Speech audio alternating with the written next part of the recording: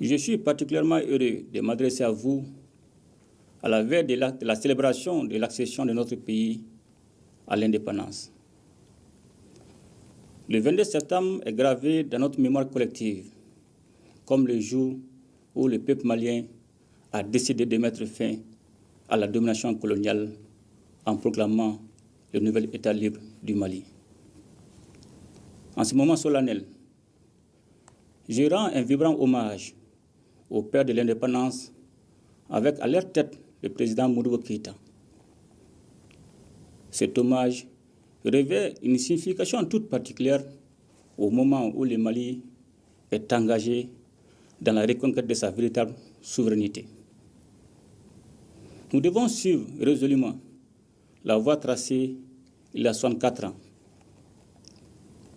Je m'incline également devant la mémoire de celles et ceux qui ont consenti le sacrifice ultime pour la patrie, qui leur sera éternellement reconnaissante. Maliennes, Maliens, mes chers compatriotes, la commémoration de notre indépendance est une occasion précieuse de se rappeler les efforts constants de notre peuple en vue de l'édification d'un État fort et d'une nation prospère. Sur mes instructions, le gouvernement a, pour sa part, poursuivi les actions pour la satisfaction des besoins de nos populations dans plusieurs domaines.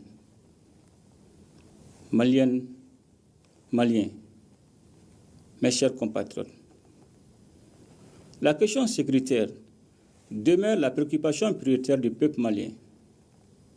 Cette année, notre fête nationale est célébrée dans un contexte marqué par la grande opération stratégique de reprise de terrain, conduite par les FAMA et visant à restaurer l'intégrité territoriale du pays et à les débarrasser définitivement de la menace terroriste.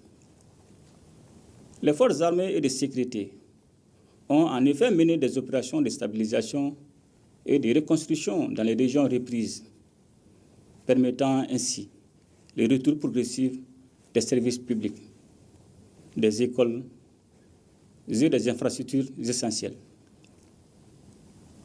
Ces succès remarquables résultent de la coordination des opérations militaires et du redéploiement des forces à Ber, Tessalit, Anifis, Kidal et Aguelok.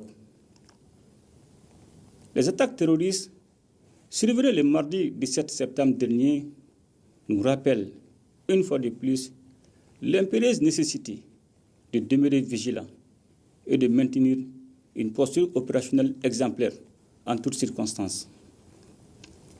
En m'inclinant devant la mémoire des innocents lâchement assassinés lors de cette agression barbare, j'adresse également mes vœux de prompt rétablissement aux blessés et salue le professionnalisme des forces d'intervention.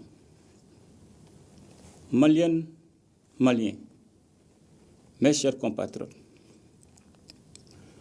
les efforts d'investissement contenus dans le cadre de l'acquisition d'équipements militaires et des réformes pour l'amélioration des conditions de vie et de travail des hommes afin de renforcer les capacités opérationnelles des forces armées